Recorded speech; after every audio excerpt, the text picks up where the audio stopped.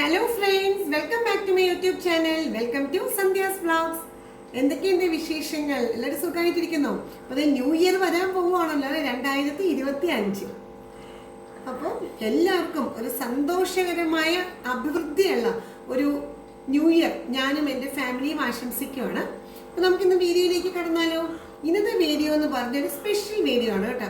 ഒരു ലൈവ് ബോളി മേക്കിംഗ് ആണ് കാണാൻ പോകുന്നത്.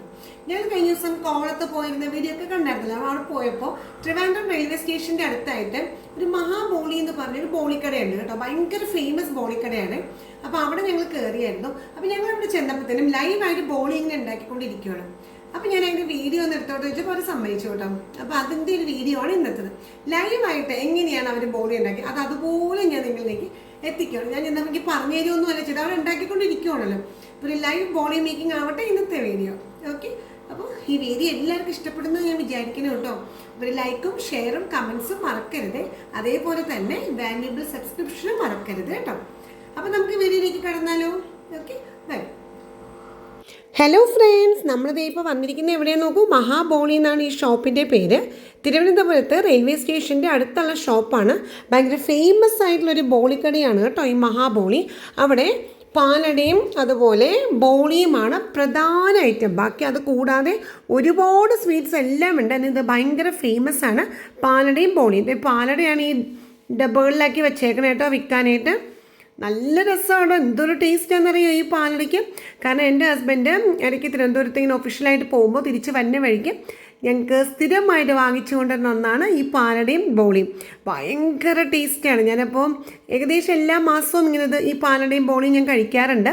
അപ്പോൾ ഇതിൻ്റെ ഒരു ഉറവിടമാണിത്. അപ്പം നമ്മൾ ഇപ്രാവശ്യം പോയപ്പോൾ അവിടെ ഞങ്ങൾ ചെന്നു. അപ്പോൾ ഒന്ന് ഷൂട്ട് ചെയ്യേണ്ട അകത്ത് കയറിയേക്കുമാണ്. ഇതാ ഇവിടെ ലൈവായിട്ട് ബോളി ഉണ്ടാക്കിക്കൊണ്ടിരിക്കുകയാണ്. നമുക്കൊന്ന് കണ്ടു നോക്കാം കേട്ടോ. വരും. ഇവിടെ നല്ല തിരക്കാണ്. കാരണം ഒരുപാട് ബോളിയാണ് ഇങ്ങനെ ഉണ്ടാക്കിക്കൊണ്ടിരിക്കുന്നത്.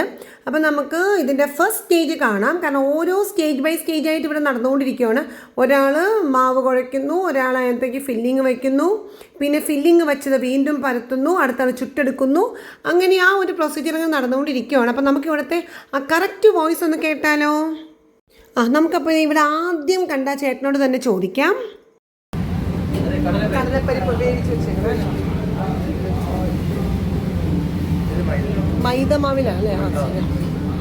ഇത് മൈദയും വെള്ളവും ഉപ്പും കൂടി എണ്ണ. അപ്പം ഇതാണ് ആദ്യത്തെ പ്രൊസീജിയർ അല്ലേ?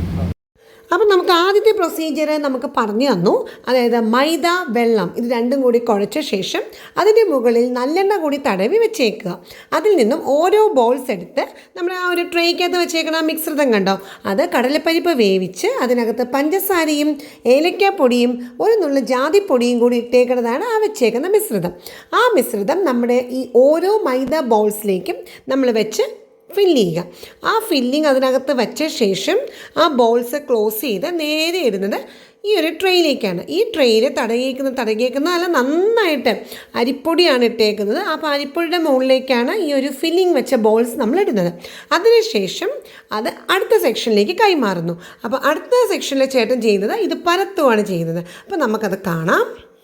ഇതിൻ്റെ പ്രത്യേകം ഒരു കാര്യം എനിക്ക് പറയാനുള്ളത്, മൈദ കുഴയ്ക്കുമ്പോൾ മൈദയും വെള്ളവും മാത്രം ഉപയോഗിച്ചാണ് കുഴയ്ക്കുന്നത്. ഇതിൽ ഉപ്പ് ചേർക്കുന്നില്ല.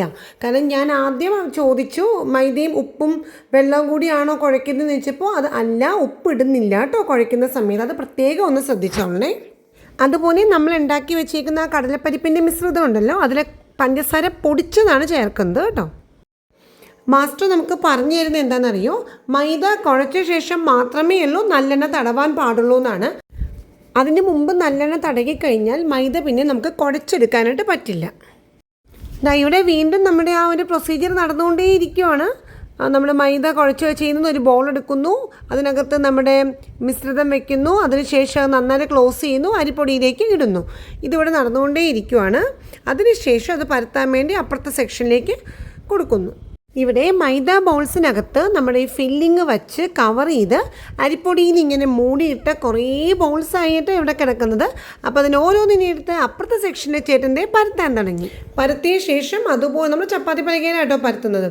അരിപ്പൊടിയാണ് അതിൽ ഇടുന്നതെന്ന് മാത്രം പരത്തുന്ന സമയത്ത് നന്നായിട്ട് ഇടുന്നുണ്ട് കണ്ടോ. എന്നിട്ട് അത് നന്നായിട്ടൊന്ന് കുടഞ്ഞൊരു കമ്പ് പോലെ എടുത്ത് അപ്പുറത്ത് ചുടാനുള്ള തട്ടിലേക്ക് ഇടുന്നു. ലൈവായിട്ട് ബോളി മേക്കിംഗ് നടക്കുവാണ് ഇവിടെ. എന്ത് സ്പീഡിലാണ് നോക്കിയാൽ പരത്തി അപ്പുറത്തേക്ക് ഇടുന്നത്. വളരെ വേഗത്തിലാണ് ഇവിടെ ബോളി മേക്കിംഗ് നടക്കുന്നത്. ഒരുപാട് ബോളീസാണ് ഉണ്ടാക്കുന്നത് കേട്ടോ.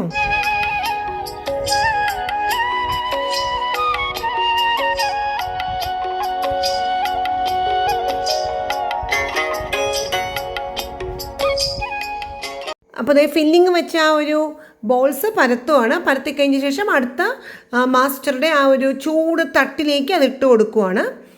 അവിടെ നേടുമ്പോൾ എന്താ നോക്കൂ, നല്ല നെയ്യാണ് വെച്ചേക്കുന്ന ഒരു പാത്രത്തിൽ.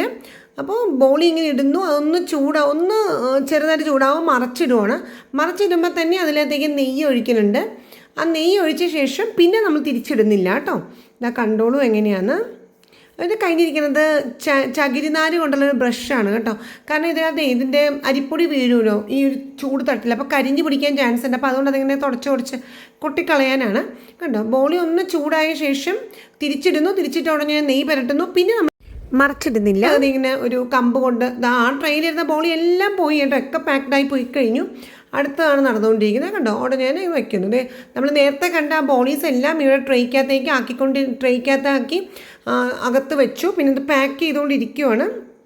ഒരുപാട് ഓർഡേഴ്സാണ് കേട്ടോ അവർക്ക് വന്നുകൊണ്ടിരിക്കുന്നത്. അപ്പോൾ ഇതാണ് ഇവിടെ ഇങ്ങനെ ലൈവ് ബോളി മേക്കിംഗ് ഇങ്ങനെ നടന്നുകൊണ്ടിരിക്കുകയാണ്. മാസ്റ്റേഴ്സ് ഇങ്ങനെ ചിലപ്പോൾ ഇങ്ങനെ മാറുന്നുണ്ട്. ചിലപ്പോൾ രാവിലെ കണ്ടവരായിരിക്കില്ല, വൈകുന്നേരം കണ്ടിന്യൂസ്ലി നടക്കണമല്ലോ. അപ്പോൾ ഒരേ ആൾക്കാർക്ക് തന്നെ നിൽക്കാൻ പറ്റില്ലല്ലോ. പക്ഷെ ഇതെല്ലാവരും മാസ്റ്റേഴ്സ് എക്സ്പേർട്ടാണ് ബോളി മേക്കിങ്ങിൽ. അപ്പം ഞാനിത് എല്ലാ മാസവും കഴിക്കുന്നൊരു ബോളി പായസവും ബോളിയും കോമ്പിനേഷനാണ്. ഭയങ്കര എക്സലൻറ്റ് ടേസ്റ്റാണ് കേട്ടോ. അപ്പോൾ തിരുവനന്തപുരത്തിൽ എല്ലാവർക്കും അറിയാൻ പറ്റുമായിരിക്കും ഈ ഒരു മഹാബോളി കടയെ പറ്റി. അപ്പോൾ ഈ വീഡിയോ എല്ലാവർക്കും ഇഷ്ടപ്പെട്ടോ ഫ്രണ്ട്സ്? അപ്പോൾ നമുക്ക് നെക്സ്റ്റ് വീഡിയോയിൽ കാണാം. ബൈ.